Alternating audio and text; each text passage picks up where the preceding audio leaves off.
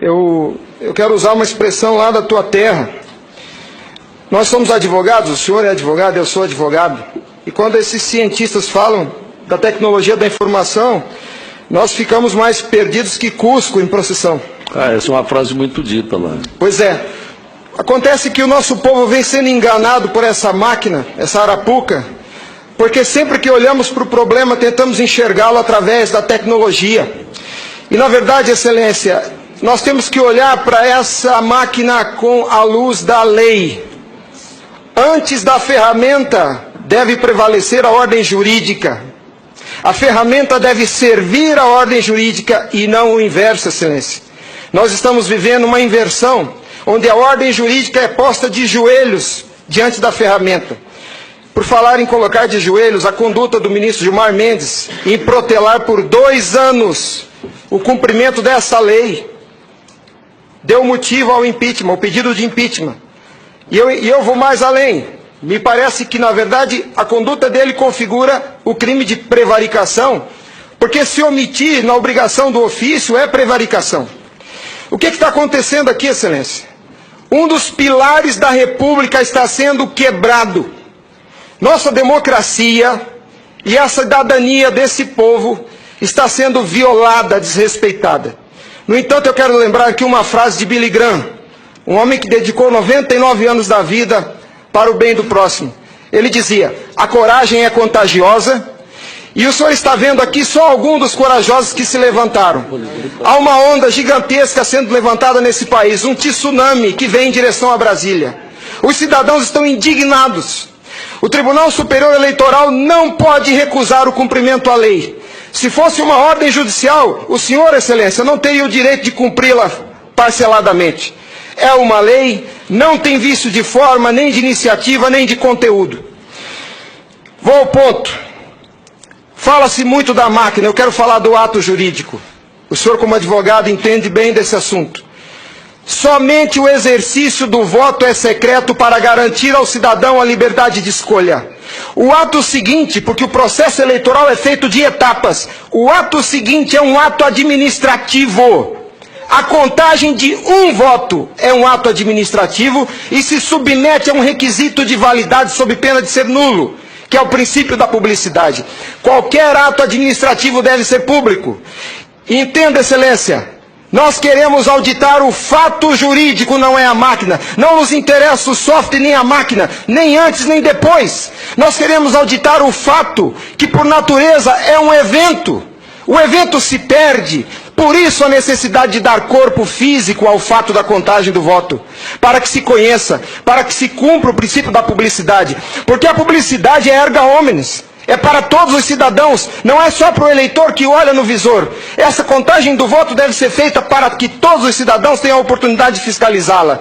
E não é a contagem de milhões de votos, é a contagem de um voto, de cada voto é um ato administrativo. E será nulo se não for público. Há vários princípios constitucionais que vêm sendo quebrados desde que essa arapuca foi inventada lá em 97. A cidadania, a publicidade, a moralidade, a legalidade e a própria república. Porque nós, cidadãos, não temos sido respeitados na nossa escolha. Nossa escolha só será respeitada se ela for retratada no corpo físico da impressão para cumprir o princípio da publicidade. O voto, o exercício do voto é secreto, mas a contagem deve ser pública. E qual que é a artimanha da urna? Ela estende o segredo do exercício até a última etapa. E o sagrado BU, eu vou usar uma expressão de alguém, eu não lembro quem é o proprietário dessa frase. A seita do santo byte tem no altar o BU. O BU não prova nada, Excelência. Quando o BU é imprimido, já houve a contagem dos votos em segredo. A fraude já aconteceu, porque cada voto contado deve ser público. O BU informa ao senhor, Excelência, o total. Nem no condomínio onde eu moro não aceitaria uma eleição assim. Imagine, Excelência, se eu fosse candidato a síndico, colhesse a urna e fosse contar dentro do meu apartamento e voltasse e comunicasse aos condôminos. Aqui está o resultado, eu fui eleito. O BU é a prova da fraude, Excelência. O BU é a prova da fraude. Doutora Simone, apesar de muito jovem, foi minha professora na faculdade. Ela é talvez a cabeça mais qualificada nesse Senado para rezar esse discurso, para dizer o que é um ato administrativo. Gostaria que ela estivesse aqui. O que acontece? Nós estamos sofrendo uma violação dos princípios republicanos, dos princípios constitucionais e principalmente, excelência, da cidadania, porque nossa cidadania só existe na medida em que nosso voto seja respeitado, porque ele é o instrumento do exercício da cidadania, porque através deles elegemos os nossos escolhidos. E a nossa eleição, a nossa escolha tem sido apurada em segredo, e o fato se perde. Por isso que os adeptos da seita do Santo Bart dizem que nunca há fraude. Porque quando se procurar o fato dentro da máquina, ele já não está mais lá, ele está no BU. E o BU só tem o total da contagem dos votos, excelência. Nós precisamos olhar para esse problema sobre a ótica da lei. Sobre a ótica da lei. Nós não podemos continuar aceitando esse engodo.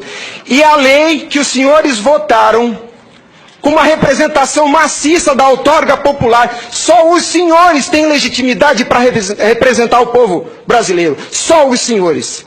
Os ministros da Justiça não têm essa legitimidade. Eles estão usurpando dos senhores as suas competências. Eles estão colocando esse Congresso Nacional de joelhos, porque estão se recusando a cumprir a lei. Eles estão, excelência, eles estão cometendo abuso de autoridade. Abuso. Porque essa lei que os senhores votaram com 71% do Congresso Nacional, a derrubada do veto teve um peso de outorga popular maior do que as emendas à Constituição. 71% do Congresso Nacional disse, em nome do povo, será impresso o voto. E a lei, excelência, não tem discricionariedade. A lei não permite fracionamento. Fracionar o cumprimento da lei é um abuso, é uma violação, é uma teratologia. Não há possibilidade de se fracionar o cumprimento da lei. Imagine o senhor, se o senhor fosse sujeito passivo de uma ordem de Gilmar Mendes, se ele aceitaria ouvir do senhor o seguinte: ministro, eu vou cumprir sua ordem, um pouquinho a cada ano. Até 2050, Gilmar Mendes, eu termino de cumprir a sua ordem. Imagina que ele aceitasse isso do senhor. A lei não tem discricionariedade. Não é possível cumpri-la pela metade. Em resumo é isso, excelência. E por fim, o direito dos senhores, a sua autoridade como representantes do povo está sendo vilipendiada. E por quem? Vou dizer mais. Não é por juízes. Os ministros, quando sentam na cadeira do Tribunal Superior Eleitoral para administrar esse serviço público, que é a eleição é um serviço público, não é jurisdição, não é um ato jurisdicional. Quando eles lá, sentados em seus gabinetes, estão administrando o processo eleitoral, são administradores sujeitos aos princípios constitucionais, como qualquer agente do Executivo. A hibridez da Justiça Eleitoral tem confundido o povo. Mas a competência se dá, a função se dá em razão do cargo, não do indivíduo. Quando eles estão se desincumbindo do processo eleitoral, estão executando ato administrativo, não são juízes. E vejam o absurdo, excelência, um administrador público que por acaso usa toga, se arvoca o poder de desrespeitar a lei que os senhores votaram. Nossa república está à beira do abismo. Se os senhores não se colocarem em pé e defenderem a sua legitimidade da outorga e aceitarem esse abuso de autoridade, acabou a república, excelência. Acabou a cidadania. Então nós somos escravos. Nós seremos escravos se a nossa escolha e a lei que os senhores votaram não for respeitada. Obrigado.